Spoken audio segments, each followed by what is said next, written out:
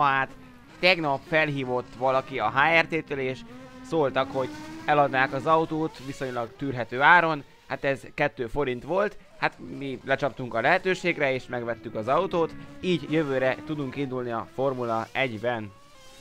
Az autót kicsit átvestettük, ilyen kék és fehér színűre. Az autó egyébként fából készült, ezért jól bírja a nehéz körülményeket, például a hideget és meleget, bár azért esőben lesz egy kicsi bajunk, mert a fa megrohad.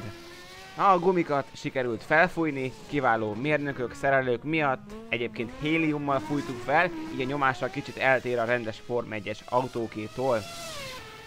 Az autót új szilváson ki tudtuk próbálni, egyébként az autó füvön meglepően jól viselkedett, talán benne lehetünk a legjobb 25-ben, majd a 24 fős mezőnyben.